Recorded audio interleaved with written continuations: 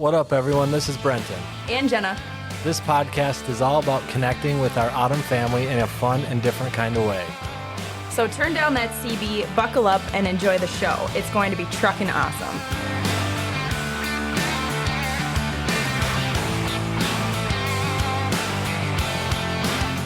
Hey, welcome back, everybody, to the Autumn Transport Podcast. My name is Brenton. I'm the liquid tank freight manager here at Autumn, and I'm joined with our recruiter, Jenna. Jenna, what's going on? Hey, not much. How you doing? I'm doing good. It's a beautiful day. We have a couple guests with us today. One of them is my lawyer, so we'll see where we get with that. But Megan Kraby is here with us, and also her law partner, Kim Decker. Thank you guys for being here. Thanks for having us. Thanks so much. This is exciting for me, having Megan here, and a little scary. Megan and I have a long history of friendship between her family and mine, and I think Megan probably has a decade worth of dirt that she could share. But like I said at the beginning, she is also my lawyer, so there is attorney-client privilege there, so she's not obligated to share the worst things. The attorney-client privilege part is very temperamental, so it's very selective on what it applies to. You know, it really did come in handy. A funny story that I'll share about myself. I used to work in retail, and I was working overnights. And one morning on my way home from work, just in the middle of nowhere, 30 miles from where I live, a police officer pulled me over. I don't remember the circumstances. I don't think it was speeding. Maybe it was sleeping behind the wheel because I'd worked all night. I don't know what it was, but here I am on the side of the road. And all of a sudden, a car comes going the other direction and pulls over. And I realized that it's Megan and her family that were driving past. I think at this point, I was actually in the back of that police car. So Megan noticed that I was in the back of the squad car. I don't remember why. Do you remember why? I think you were speeding, and I don't think you had some paper on you that you needed. Like a proof of insurance? Yeah. Mm-hmm. Could have been. I don't remember. But it wasn't anything really that serious. Sure. We were on our way to family pictures. Oh. Just an innocent little Family pictures early on a Saturday morning. And Megan pulls over and approaches the police car and is like, yeah, what's going on? Why is this guy in the back of the squad? Mm-hmm. Right? Pretty much? That's awesome. Yeah. That was actually really weird because that officer actually drove me to a bank and I got cash out of an ATM and paid my own bail. I don't think it was bail. I think you had some sort of fine that was on your record or something that he pulled up and you needed to pay that right then and there. Yeah. And that's why I was in the back of the car. Yes. Yep. Mm-hmm. Wow. Yeah. I don't know. Pretty gangster, I guess. That is gangster. I've never been in the back of a police car. I'm just bragging. I've only been in one for fun. So because my brother is a police officer and I had my phone in the back seat and I was texting my brother hey, is this cop trying to extort money from me? Right. He wants to drive me to an ATM before he lets me go free. And my brother is like, no, that's cool. You don't have to worry about that. But it was really weird. Wow. And it was very fun to have my friend and lawyer stop by and inquire about why I was in the back of a squad. She's like, I'm here to represent you. Right. What's going on? Only me, dude. That's for sure. Mm-hmm. There's plenty of stories that Megan has that are only Brenton stories. Mm-hmm. But that's not why we brought you two up here today. Brought you up here because you're both involved in wills, estate planning, something called probate, which I really don't have any idea what that even means. But before we get into that, why don't you each take a second, tell us a little bit about who you are, what you're interested in, your family, how you got into law, those kinds of things. Awesome. So I'm Megan Kraby. I have been practicing law for 20 years, doing, for the most part, estate planning, probate, and small business law. I have 4 kids. My husband, we all live in Northfield. It's a great little town. If you've never been, give a visit down there and go to the cupcake shop. It's really good. I originally went to law school to become a children's rights attorney because my degree is in early childhood education. And then I volunteered at a children's law place in St. Paul, and it was really sad. And I just didn't think that my heart can handle all of that sadness all the time. So I wanted to find a way to help families without a lot of drama. And so in law school, as I was taking estate planning courses, I connected with that kind of law, that contracty, but helping families, and just the whole premise of it is creating a contract to take care of your family later on. And so then I was like, well, this is my jam. Yeah. I'm going to do this. And so I started my practice. I graduated law school. I became pregnant with my first child and then started my law practice. And I've been doing that ever since. And Kim joined me about 7 years years ago. Yeah. And it's been the best thing ever. It's my favorite part of my job is that I get to work with people and work with Kim. It's just the best. And I feel so blessed because not everybody can say that they love their job and love who they work with. So. Yay. Oh, and I'm Kim Decker, and I was a psych undergrad major, and then I did a master's in higher ed administration. So we got this education lean, I guess. And during that master's, I wound up taking an education law and public policy course. We really do have a theme. And yes. I just thought, wait a second, what am I doing? I'm 27. I want to go to law school. So I waited a nice long time, went to law school, and then moved out to Minnesota. I was studying in Boston, and my husband teaches at Carleton, is what brought us to Minnesota. And so I practiced with a firm that did a lot of litigation. And so I was in the courtroom a lot. I was doing criminal law, family law, bankruptcy, you name it. And I liked it until I had a kid. And then it was getting hard to keep the pace, and I was kind of missing all the fun. So when my son turned 1, I decided to stay home with him till he went to kindergarten. And kind of during those years when I was home, I'd met Megan briefly and seen that she seemed to have a way to practice law, but also care for her family and volunteer in town and just do the combination of things that I really wanted to do, that litigating and being in the courtroom and working crazy hours wasn't really allowing me to do.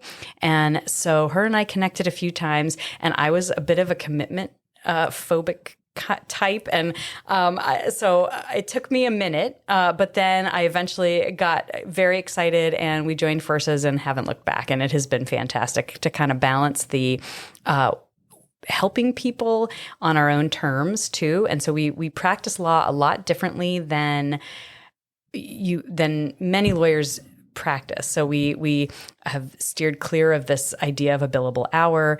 We do flat fees for the work we do for the most part. And we try to have a really client-friendly focus. And that has also allowed us to have like a family-friendly focus for our own self. So it has been a really good fit. So for sure. Yeah. Mm-hmm.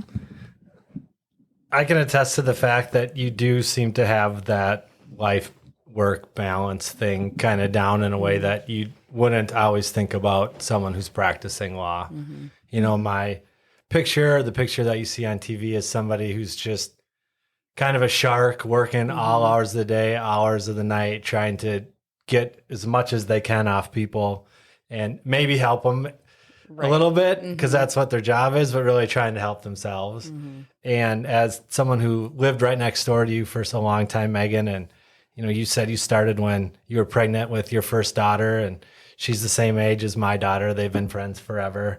Our boys have been best friends on all the same sports teams. And I don't remember a time when Andrew and Josh had a baseball game and you couldn't be there because you had some major law thing going on. Right. And you probably spent more time volunteering with the Baseball Association than practicing law. Isn't that the truth? I think Trump's attorneys work less than you did on the baseball board. That's probably true. But so, just to say, it seems like you guys have things set kind of the way you want to in a way that's successful for you and your family. And I've been involved with what you do. So why don't you talk a little bit about what does your law firm actually do? Yeah. Sure. Go ahead. Well, so I would say the majority of our practice is estate planning. And what that is in a nutshell is figuring out what you have and how you want what you have to pass when you die, which is very uplifting. We do actually make it fun. We really do. Yeah, we spend a lot of our days focusing on what happens when you die or planning for death. But it's practical, and so I would say that what that involves. What that involves, obviously, is kind of getting a sense of what assets do you have, and then what responsibilities do you have? And so that could be, do you have minor children? Do you have a child or children with special needs? Do you have a business that you're running, which maybe, is pertinent, especially to folks that are listening? And then also, what of those assets and responsibilities might need to be tended to upon your passing or before you pass, but if you're incapacitated. And those are the kind of areas that it would be great if we had a crystal ball, and we could, maybe it wouldn't actually. But if we knew, I am about to be incapacitated, so I'm going to put these things in place. And so what we do is we try to make it the case that we can plan and put our best case scenario in place, but then also making it as easy and smooth for the loved ones as possible in the event that a crisis happens or in the event of a loss.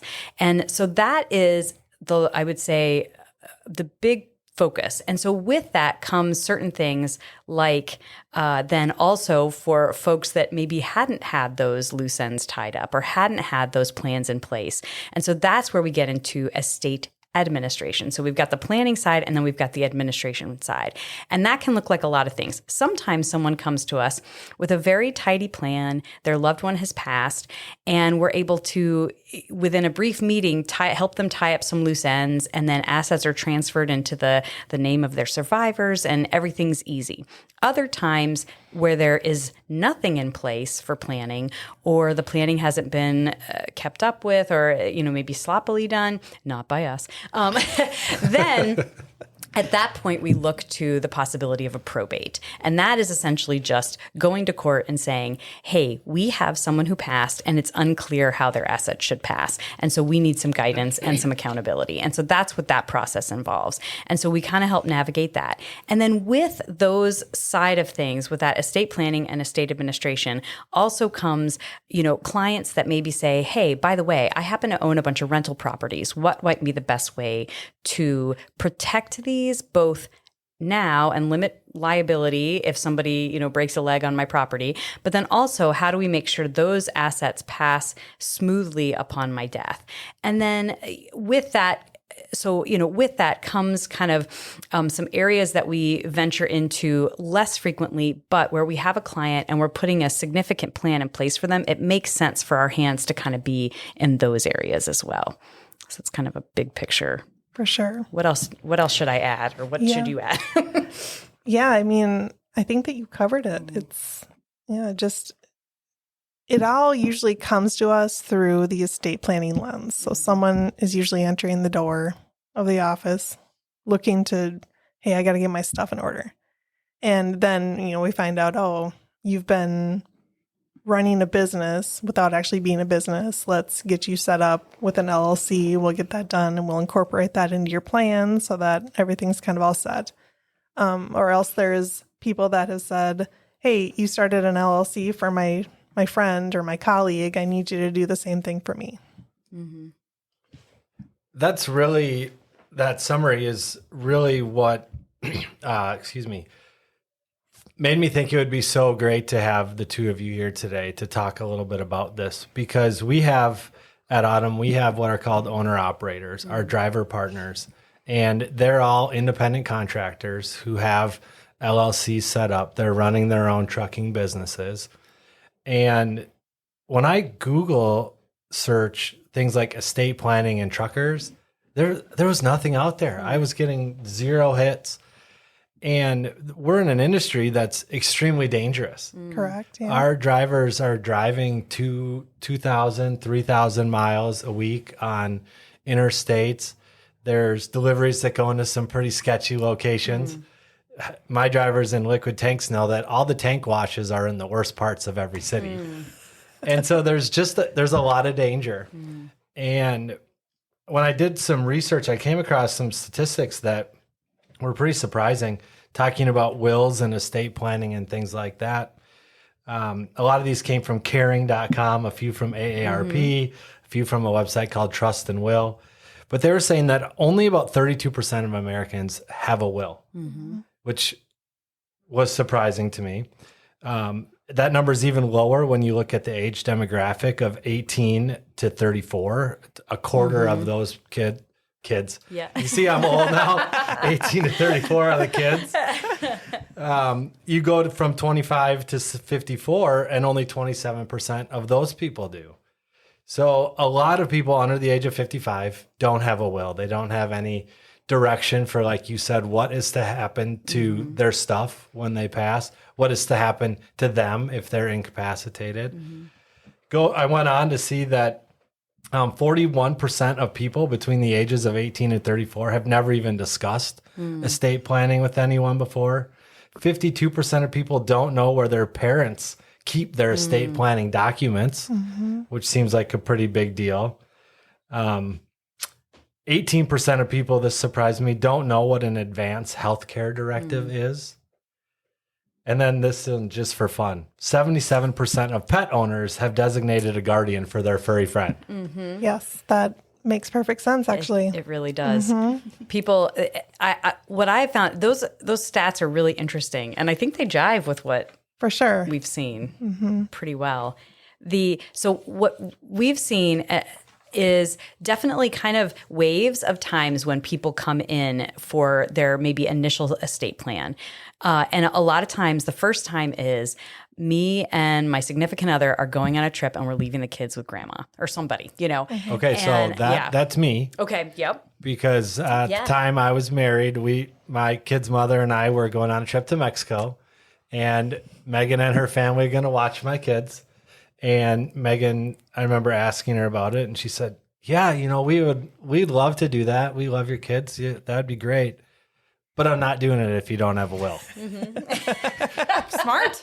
Yeah. Said, you need to let me write up a will for you, and we'll get it signed, and thinking then I'll business. watch your kids. Well, just kidding. I mean, I was thinking, hey, I don't want to try to guess as to what's going to happen if something happens to you guys. So I want to make sure that everything's in order. And I knew that you wouldn't do it. I mean, I love you, Brenton, but you would not do that unless there was, okay, I'll do this for you, but you have to do this because I want this done. Sometimes I do need a little push. A little bit. Yeah. So you were saying one first wave is Yep. a significant other planning a vacation or a trip. Absolutely. Yeah. Because, and there's that sense that, and what I think Megan and I typically say, okay, so what if nothing was in place? So if nothing is in place and, and you've got minor kids and something happens, then it's up to your loved ones or your family members to step in and say, hey, court, we'll take these kids. Right. Someone will step up to take care of your minor kids. It just might not be who you want it to be. So it's just kind of Absolutely. the crux of it. Yes. And so what I think often is, okay, imagine that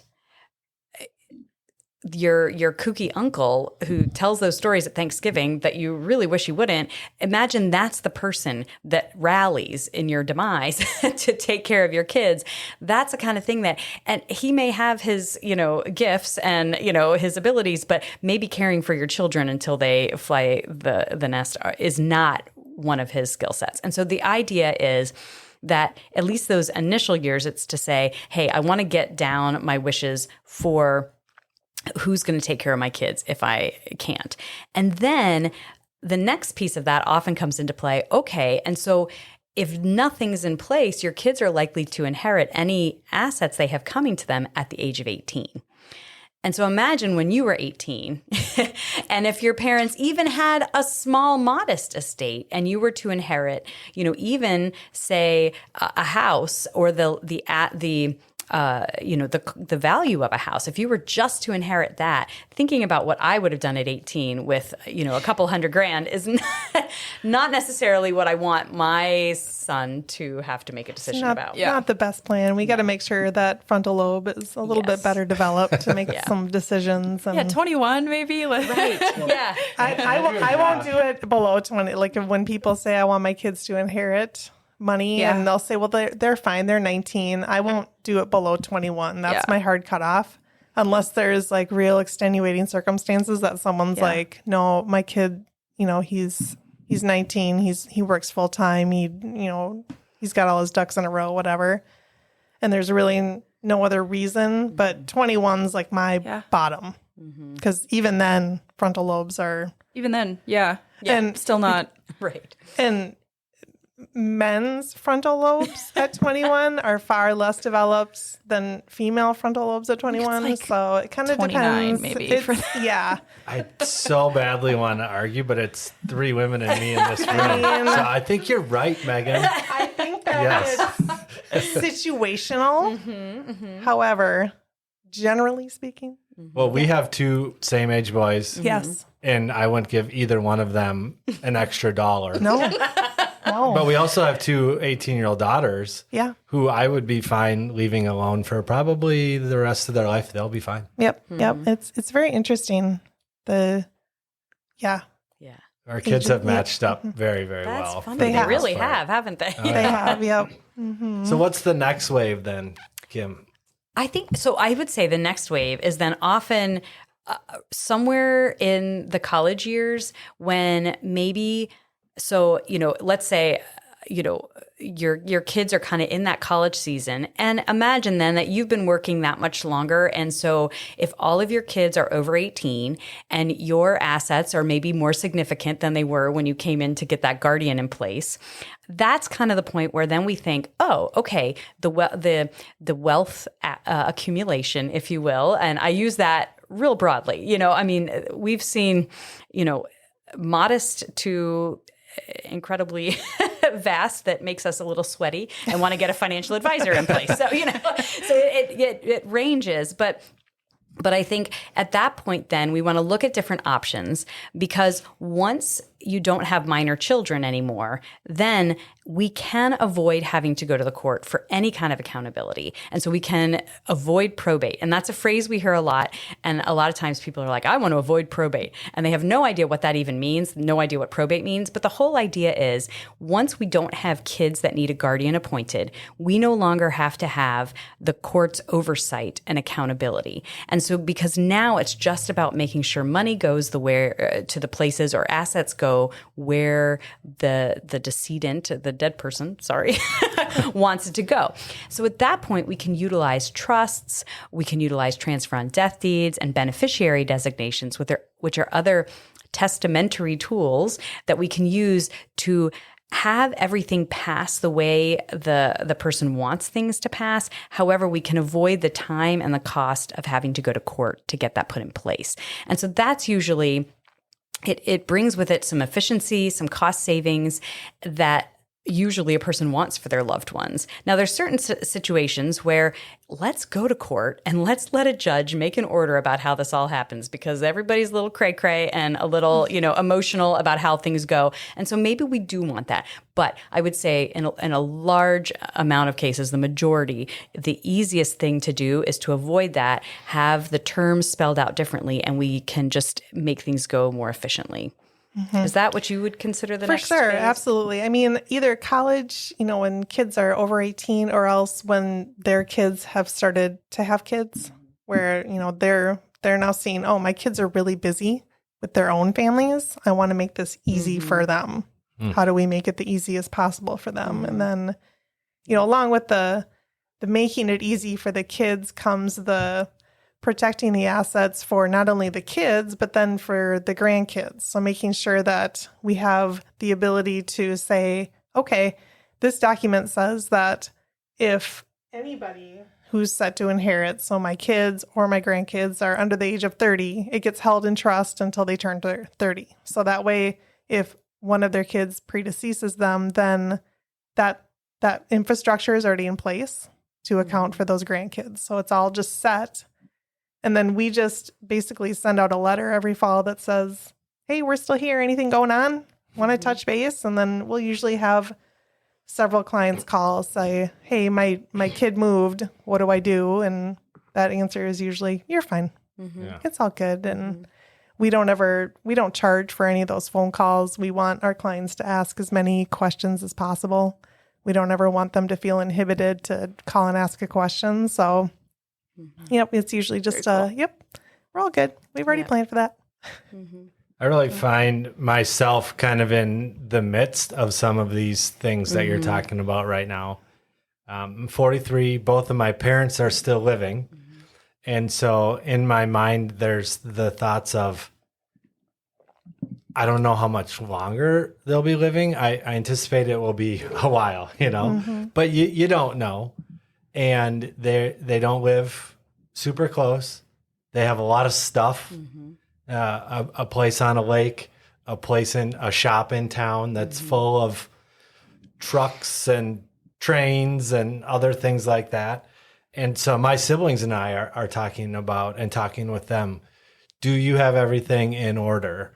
If something were to happen, who's going to get your land? Who's going to be responsible for these trucks, for all these tools and things like that? Because, and we've been honest that there is an unplanned death can create quite a burden on those who love you but are still living. And you make them make a bunch of decisions that they're maybe not equipped to make. Or like for me, my dad has a lot of specialized interests. And I say, Dad, while you're still alive, maybe deal with some of those things because you'll get the most value out of them now rather than passing them to me. I just don't have the knowledge for those things. And so I'm in that part where I'm looking at my parents wanting to make sure that they have everything set. And it's selfish, but I want it to be easy when they do die. I don't want to have to handle a lot of things. Just leave me the things that I want and don't give them to my siblings and we'll all be fine. And then also my kids now are all sort of in transitional stages. My oldest son is 20, my daughter's 18. So they're both essentially adults.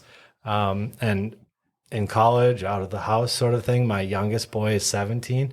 It won't be long either where, like you said, Kim, I'll be in that next stage where now the directive of who's to care for them kind of goes off the table, but we move into other decisions about who gets what. And I want to make sure that the same thing I expect of my parents, I'm providing to my kids. So being very clear on what I want to happen to me and who gets what things. And I've always tried to just use everything I have so there won't be much for them to fight about if I pass. But wanting to have that laid out. I think for our truck drivers, our owner-operators, this is such an important topic. I briefly mentioned it about the dangers of the job. But they all have a business, and a lot of them have side businesses with assets and other things like that. And it only takes 10 seconds, 5 seconds for you could be doing everything right and a truck going the other direction ends your life. And none of us want to think about that. We don't want to think about the danger. We don't want to think about dying. This is what you guys do is one of those things that's kind of like insurance. It's like you wish you didn't have to deal with it, so you don't think about it, but you probably need to have it in place because we just don't know when that day could be. And not only the dangers our guys face of driving every day, but the lifestyle of many truck drivers is tough. Making healthy decisions with your sleep, with your diet, with exercise. And so a lot of truck drivers in general are very unhealthy. We have had in my 10 years here multiple instances of drivers having a heart attack in their truck Wow. in the back of their truck, and other medical emergencies that, well, we've had a couple of drivers who have passed away while I've been at Autumn. Yeah, we had one kind of related to that, and just other things that you've been here for. Yeah. Crazy. Many of these drivers, they drive because they love trucking, but they also drive because they want to provide for their families. And they spend so much time on the road working hard have little kids at home, with a wife at home. And so for you guys listening, the reason that I asked Kim and Megan to be here today is really for you, so that you can not only provide for them, your families and your loved ones now through driving, but also to have the things in order that need to be in order if a tragedy were to occur, that you would continue to provide and lead the way for your family even in your death. Yeah. So my father-in-law was a over-the-road truck driver for many, many years. His whole career was spent trucking, and he loved it. He had 8 kids. My husband's one of 8 kids, and my father-in-law loved trucking. It was hard on him. It was hard on their family because he was gone for so long, but it was this deep down innate need to provide, and that drove him literally to, be a trucker and love trucking. And, he passed away a few years ago, which, was very sad. He was a very honorable man. I know that when I got into estate planning and started doing this, my parents, my husband's parents, they would have never dreamed to go to a lawyer to get anything done. That was for rich people. And so, when I started practicing, it was very much, I wanted to be accessible. And so that's why, we keep our costs low. We keep everything's very laid out.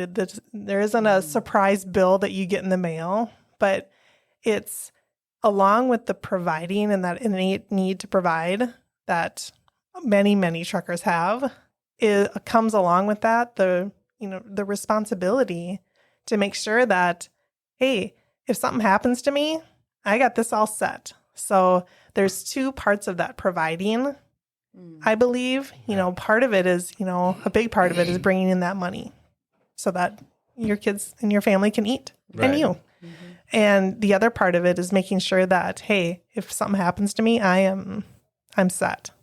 You guys are good because I have everything in place. So, and protection in that too, right? A lot of protection, yeah. Protection for somebody else trying to come in and grab your assets, grab your, we haven't even talked about, maybe this is a good place to transition to how we're talking about wills here. We've spent a lot of time talking about that, and the healthcare directive, I don't think we need to spend too much time on, but since, what did I say, 18% of people don't know what it is, basically, right? Correct me if I'm wrong, but that is, who's going to make decisions for me if I can't make them myself? And if I don't want to continue living, who's going to be the one to say, he has said he wants to not continue living? Am I off there? Or? Nope, that's just right. The legal teeth of the healthcare directive is naming an agent. So you're naming someone to act for you. If you can't, in the judgment of your doctor, you can't make a decision.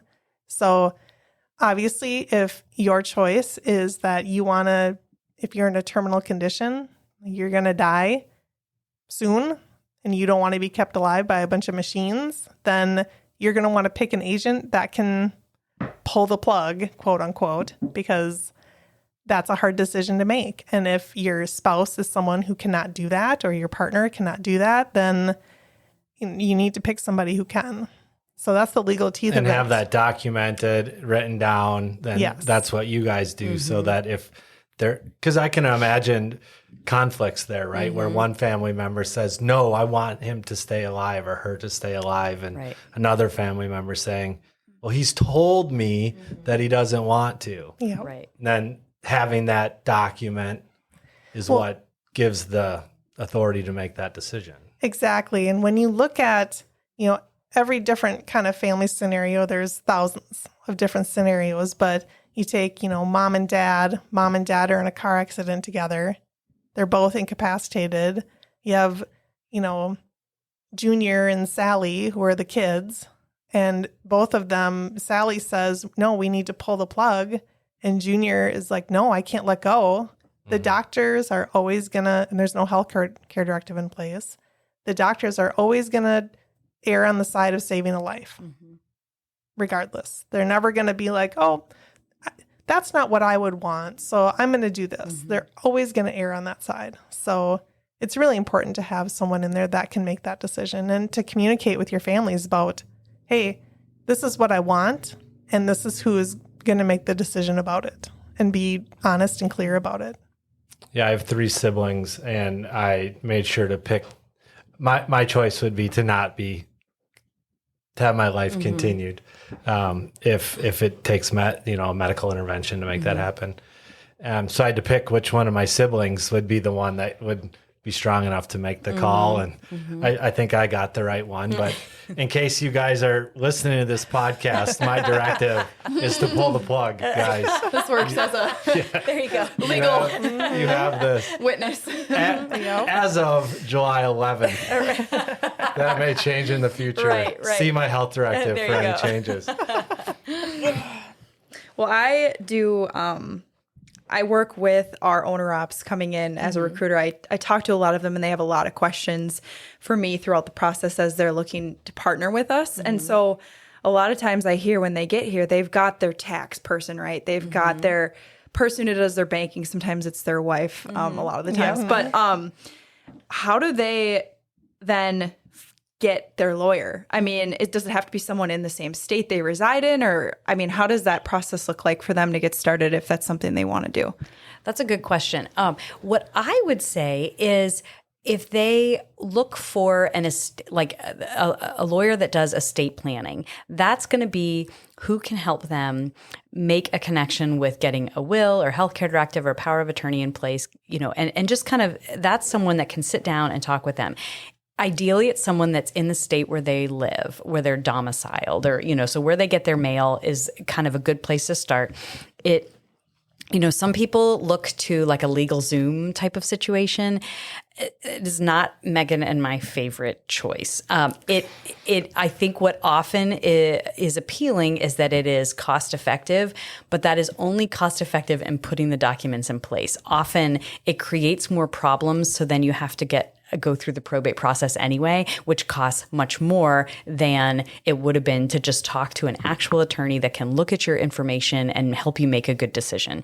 So I would say to even connect and say, hey, here's an estate planner in my area. Here is one that advertises maybe a free consultation. And so you go in and you say, hey, what would you do for me in this situation, and how much is it going to cost? And then that is absolutely okay. Some have inexpensive consultations, and so you're just paying to chat with the person. But I think there's a lot that on their websites will advertise a free consultation. And then by the end of that meeting, finding out, is this going to be a flat fee or is this going to be something hourly? Megan and I do flat fees, and I'm going to be real frank about what we charge, because sometimes it just helps to have a sense of a ballpark. So usually when we're looking at, let's just go with, maybe a married couple that has kids under the age of 18. So we're looking to put in place a will, and then maybe for each person, 2 powers of attorney and 2 health care directives. And that usually comes in around $650. That's a flat fee for us. And that includes all of the conversations and everything, the signing, all the meetings. So basically that's the only bill you're going to get from our office for that. And then when we do trusts, which are a little bit more complex, and that comes into play where we're looking at people that maybe have, a house in one state and maybe a cabin in another. Maybe your kids are a little older and there's some more sophisticated planning involved. That usually, with all of kind of the fees and supporting documents, comes in around $1,800. And so that just gives a sense of, if someone is maybe hearing a quote for a couple of wills and it's like at $2,000, maybe ask the next guy on the list, or something. Just, I don't know. I think sometimes it's helpful to hear what a ballpark is. And so, but I would say, starting with that estate planning attorney, looking for a consult. Another thing is if you have someone that you've already contacted that has done maybe life insurance for you or that is your financial advisor, those are often people that will have a contact in the estate planning world. And so even starting there, if a Google search doesn't pull anybody up that stands out, starting there can really be helpful. What are your thoughts about how you would get going on that? Yeah, I absolutely agree. The recommendations from the people that you already trust and that you are in your network, those are huge. And for us, we don't do any advertising other than the backs of baseball jerseys of some players and some golf holes for sponsorship. But we really rely on our clients to say, hey, you should go to this person, and financial planners that we've connected with that we trust. So that would be the best. And I would say they're also, knowing that my guess is that your drivers have maybe complexities with scheduling and stuff like that. And so keeping in mind that since COVID, there's significant shifts in how these conversations can happen. And so a lot of our initial conversations can happen over Zoom or over the phone. And then really, we are creative, I would say. We're pretty creative when it comes to those initial, conversations. So. Absolutely. Yeah, that's key. Yeah. Mm-hmm. I think I would suggest just asking people that you're friends with too. Mm-hmm. Hey, do you have a will? Who did it for you? How did that go? Mm-hmm. I mean, if anyone asks me, Megan Kraby, she's the best. Kim's good too. Thanks, Brenton. I'll try to remember that. Kraby Decker, that's where you want to go. But I'm happy to always suggest that to people. Word of mouth advertising is great. Yeah. You brought up COVID. Did you guys get any sort of a spike in business where people were freaking out about COVID and dying and trying to get stuff in line? We really did. Mm-hmm. The first wave that came through was doctors and nurses our unions, especially the nurses, our unions told us we had to get our documents in order. And then the second wave that came through was teachers. When school was going to start back up, it was the teachers union pushed, you need to get your stuff in order. And, we have practiced, and, since I started practicing and Kim joined me, the flexibility that I have in practicing, that we both have in practicing, is nothing shifted very much for us because we were used to, I have a sick kid. I'm going to take these meetings over the phone instead of in person. So I'm going to be at home, or just the shifting that had to happen with that, and the getting used to working from home and getting things accomplished. We never shut down. And we got very creative we had a lot of driveway signings. Mm-hmm.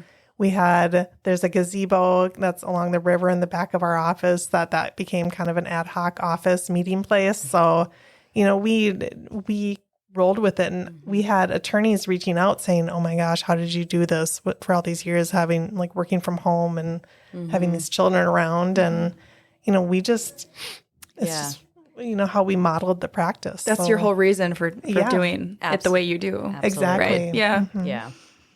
Crazy. So some of the excuses, sorry. Jenna, No, go ahead. That you might think or hear as to why people don't have these things set up, don't go through the process. You kind of addressed one of them. It's too expensive. And you talked about you can shop that price out, and also to think about, is it too expensive compared to what it's going to cost everybody else to deal with it if you don't? But what about this one? I don't have enough assets. It's not worth it. I don't have anything anyways. That's a great question. And I want to also address too, the first thing you said was, so, I mentioned kind of that ballpark range of costs. I would say at minimum, if you've got kids and your estate has to go to probate, you're probably looking at about $5,000 to get that probated. So when push comes to shove, your loved ones are going to have to fork over some money one way or the other, especially if you have minor kids. So, but then another great question about, I don't have that much.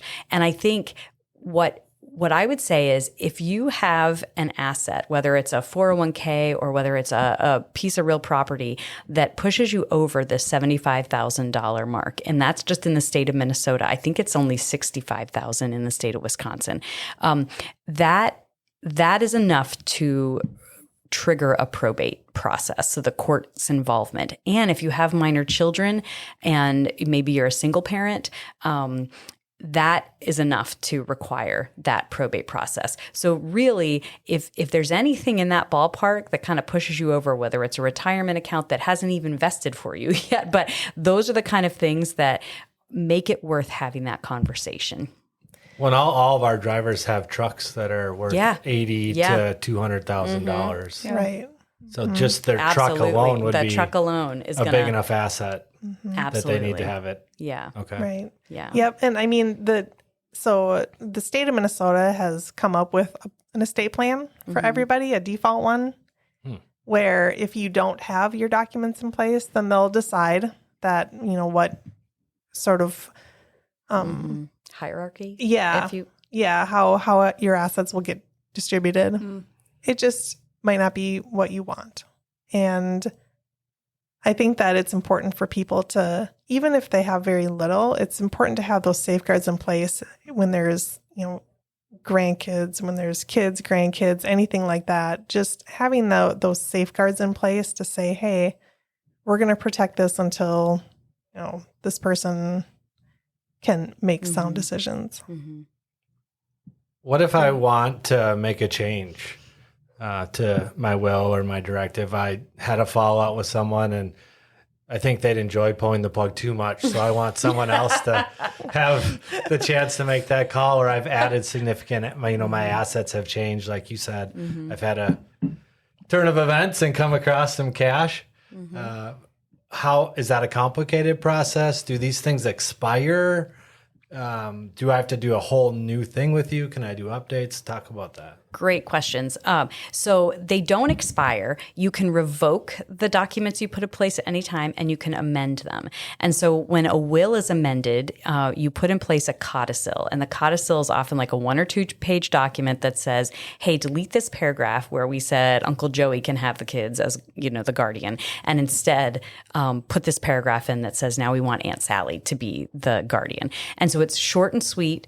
And that's why we send a little letter out. And I think most estate planning attorneys do a similar thing where every year we send a letter out to our clients and we just say, hey, has something come up? Did you win the lottery, or did somebody die? Or, that kind of thing, to kind of get you thinking, oh, maybe I should give a call to say, hey, this change came up. Usually those updates are pretty insignificant, and it doesn't take time and it doesn't cost money. If we do an amendment or a codicil, we're talking like $50 to $100. So this isn't a big additional change. Sometimes we'll have the conversation and it doesn't require a change at all. If it's, hey, my address changed. Okay, that's great. If something else has changed, we'll go ahead and make some adjustments. But for the most part, it's just kind of keeping us up to speed. And that's what we really like, is just to kind of say, hey, is this plan that we put in place still effective for you? And if it is, great. We're not going to charge you to pat you on the back and say, good job, everything looks good. So, do you guys have to file all the, what if, this question where it said most 50% of people don't know where their parents have their estate planning documents. Does the state have them on file somewhere? Are they just in your copies in your office and you alone would have them? So we used to keep originals in our office, and the amount of paperwork that we were accumulating was unmanageable. So right now what we do is we send you guys with your own originals, and we tell you that you should keep them in a place where it's like a fireproof box, $20 usually. Jenna, this is another thing where Megan said she knew if she didn't do it. I never would. Yeah. So I was gifted a fireproof box No way. for my apartment to keep my will documents. Everyone needs a Megan Kraby in their life. Yes, for Everyone real. does. Find yourself a Megan. Yeah. 100%. And, just make sure that whoever your people are, your personal representative, your power of attorney, whoever your people are, they know where to find those documents. They know how to access them. I tell people to have a death file. And I think Kim calls hers the mere mortal. It's Mere mortal. Mere mortal Nice. file, yep. Where you have a list of all the people. So if you're looking in a file cabinet and you see death file, it's not someplace that someone's going to go and think, oh, there's a bunch of happy, fun, great stuff in there. Like there's going to be gold in there. But here's my attorney, here's my financial advisor, here's where to find my will, here's, sort of just the roadmap. And then maybe along in where the will is, you have kind of a list of, hey, here's where I bank, here's, everything about figuring out somebody's estate is about solving a puzzle, basically. You're trying to go through the pieces and figure out, okay, do we have something here? Does this fit here? Okay, that doesn't anymore. All right, well, we closed that account 10 years ago. Why is it in here? Okay. And going through and just trying to solve. It's kind of solving a mystery Absolutely. sometimes. It is. I sometimes look at my husband and I'm like, if I die, this is where their birth certificates are. And this is where their social security cards are, because he would have literally no idea. I have anyways. Yeah. But when I think about the kind of the coolest occupations in the world, I think being a lawyer personally is one of the top, or interesting, I should say, doctors, lawyers, I don't know, anything you'd add to that list? Like just Pickleball players. right. Okay. Yeah. Okay, Brenton. Okay. But do you two get a lot of your family and friends that ask you just random questions? I mean, just considering what you do, they probably don't keep it in the realm of what you do. Maybe you have to have kind of a wide breadth of knowledge about that. I mean, what are some of the things you guys hear? So I had about right after I moved to Northfield about 15 years ago, and I met these great neighbors, and they were like, oh, you have to get on Facebook. And I was like, what's Facebook? Oh. And so I start this Facebook account, and I'm like, oh, okay, like this is fun. I can connect with people, all these people from high school, college, all kinds of fun. So I connected with this friend that I had in high school, and he lived up in the cities and everything. Great. Like we messaged like, hey, blah, blah, how you doing? Life's great. Everything. So I get a call in the middle of the night at 2 a.m. and in my home phone, and it's this person that I haven't talked to since high school. And he's like, I'm in jail, arrested for DUI. What do I do? And I was like, Right. I am not I'm not, A, I don't do that at all. And B, Right. like, what the heck? So I had to put a message on Facebook that was like, I love connecting with you all. If you have questions about how to plan your death, I'm your person. Or how to start a business, I'm your person. Other than that, I don't do family law. I don't do criminal law. Your intellectual property questions, like you got a great idea and you want to trademark it. Nope, not me. So that's, You could maybe help connect somebody yes, to. I can absolutely do Absolutely. that, but not Right, at 2 a.m. with Not- a baby in my house. That For was real? not, yeah. And I mean, this person, he just it didn't connect. I mean, I think that he was not thinking clearly. A little desperate maybe in the moment. Well, you get pulled over for a DUI. Yeah, maybe Maybe not. Still Like, a little, yep. still a little Yeah. DUI-ish. Yep.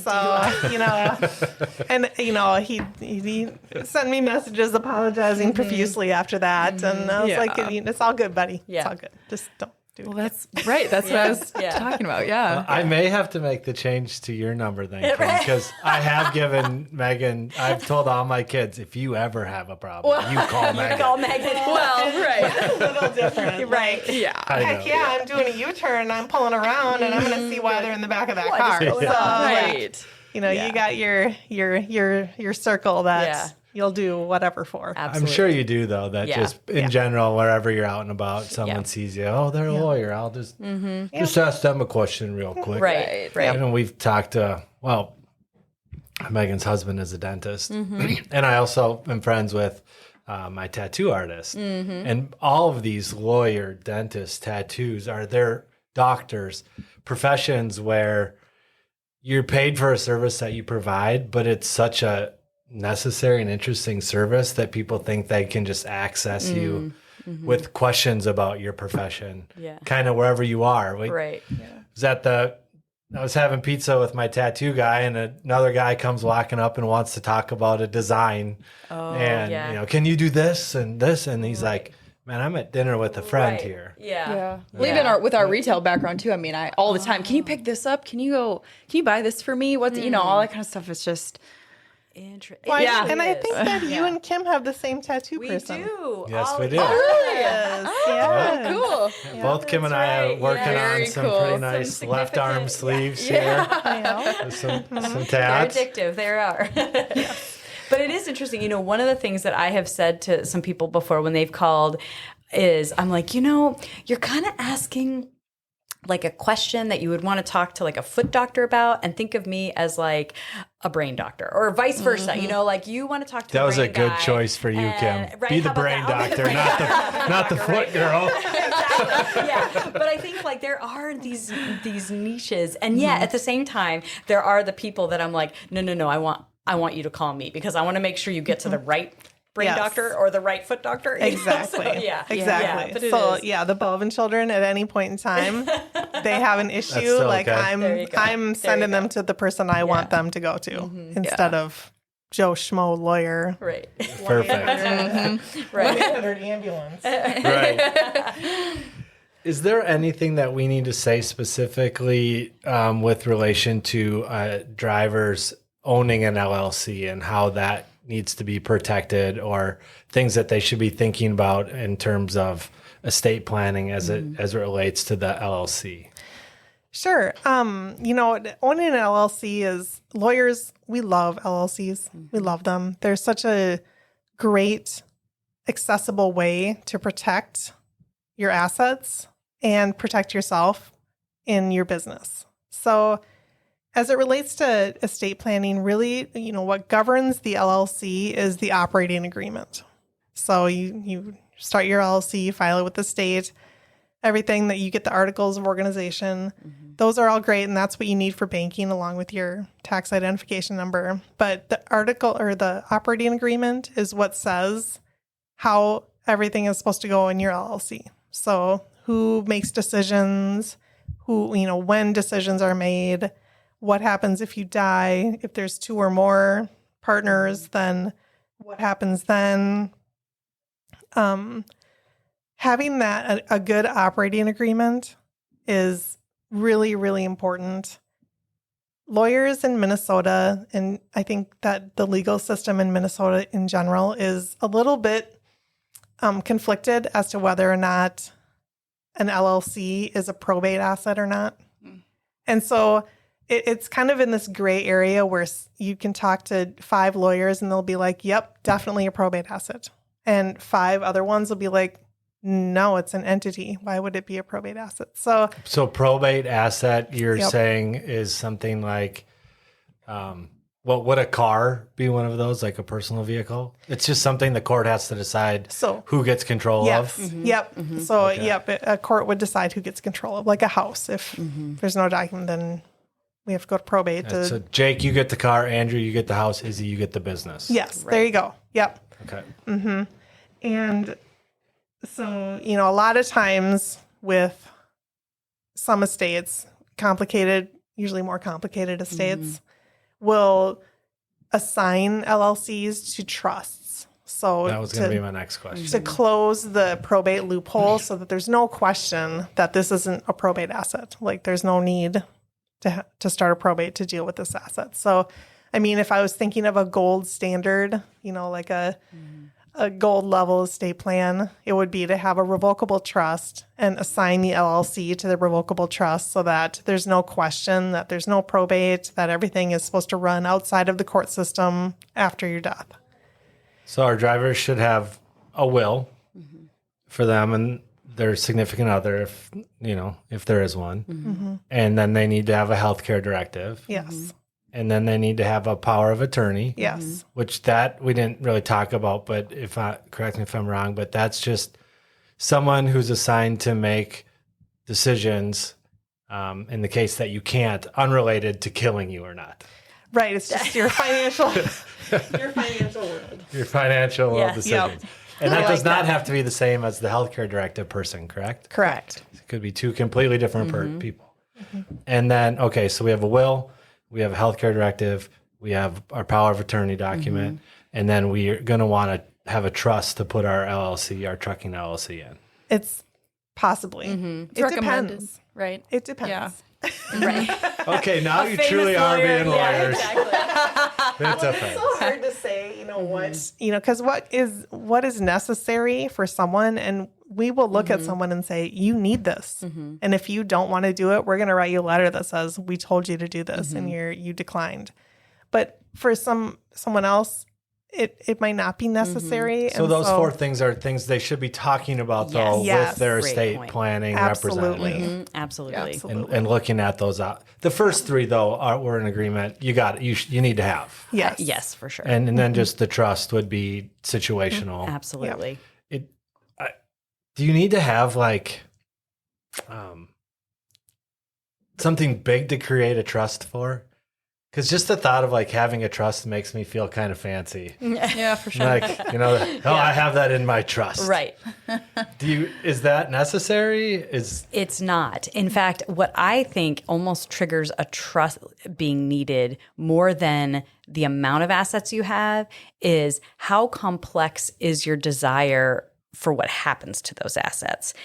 Does that, what do you think? Okay. Absolutely. Yep. If you want to control money, your estate from, beyond the grave, so to speak, then, a trust is the ideal vehicle to do that. It's also the creme de la creme of avoiding probate. We throw everything in the trust and then we have just one plan of how it all goes out. And would that be what I want to do if, say, I had $500,000 and I wanted it to slow release to the kids as they all got older. That would happen through a trust. absolutely. Yes, exactly. Or maybe you have your grandmother's wedding ring that's been in the family for 150 years. And you would like your daughter to have it, but not until a certain age. Yep. Yeah. Absolutely. Anything where you're going to have a delayed gift or a complex division, of an asset that might need to be sold or something like that, a trust is going to be really useful. And so when you talk about, your drivers and their, the what they own potentially is complicated by the fact that, we say this a lot, Megan and I have this entity together, but if I die and my husband owns part of it, what is he going to do owning part of a law business? So I don't want that to happen. I want Megan to just have it, that kind of thing. And so same with this specialized, thing, like you said, $80,000 to $200,000 cab or vehicle. I'm probably saying the words wrong, but there we go. Yeah. And so knowing that, how that passes is going to need to be pretty specialized. And so getting people to think through, what would the end game be? Would it just be to sell it and then have those assets distributed to your family?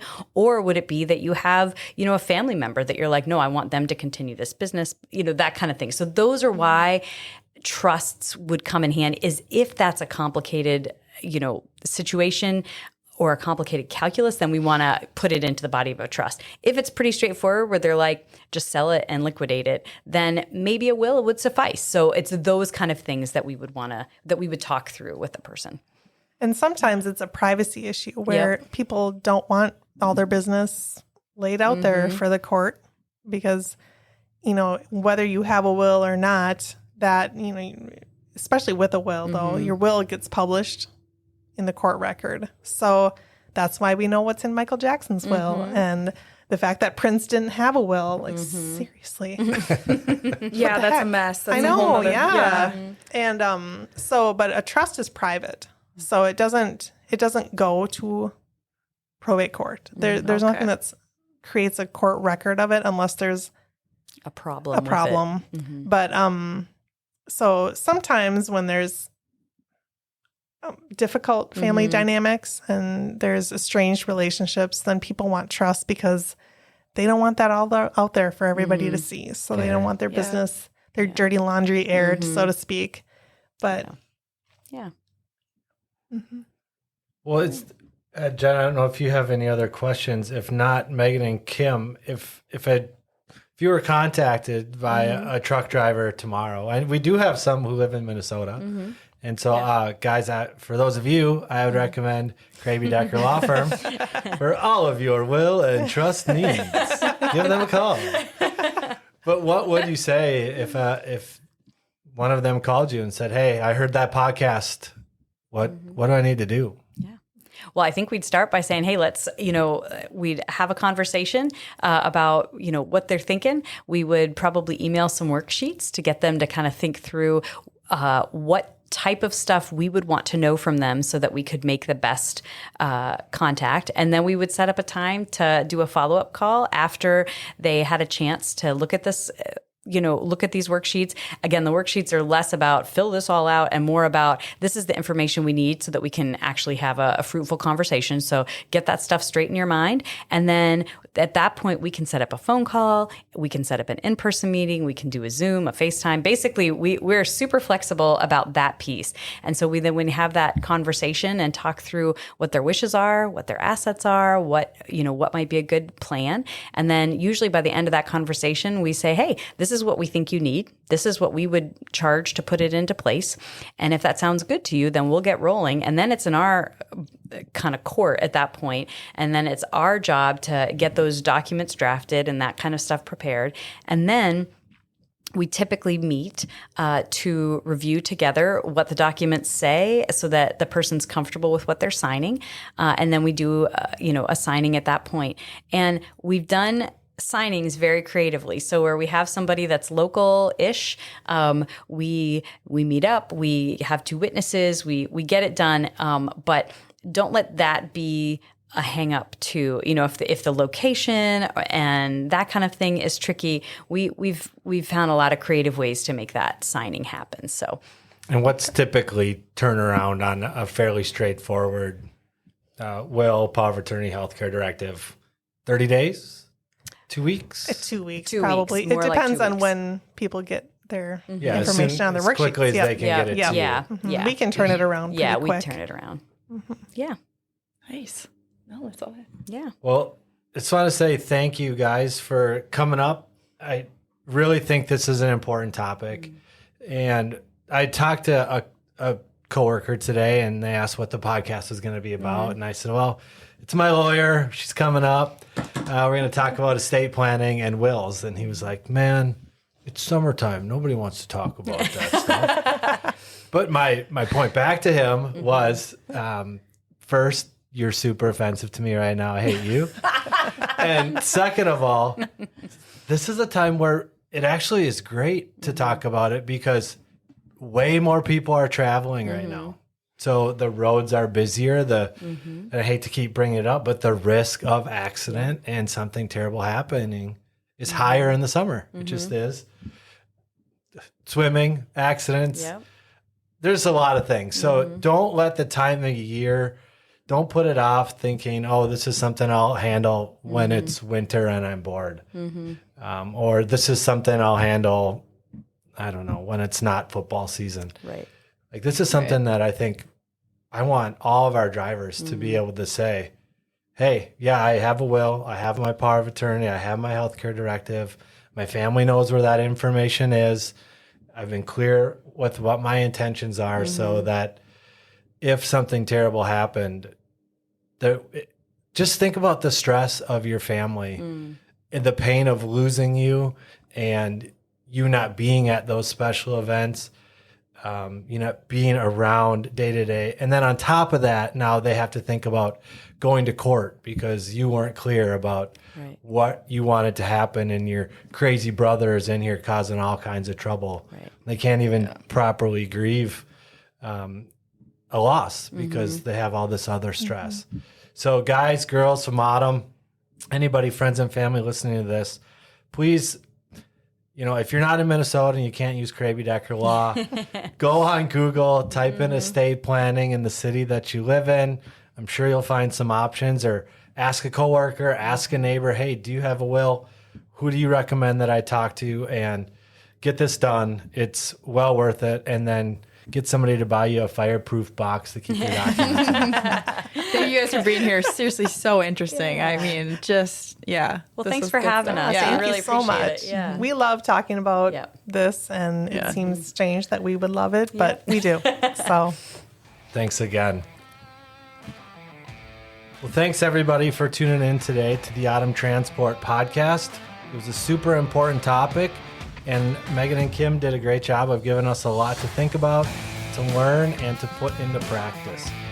We'd love if you would follow along with Autumn Transport on social media. You can find us on Facebook, Instagram, or Twitter. And also go ahead and give this podcast a like, share it with your friends and family, and get the word out. Everybody drive safe and have a great day.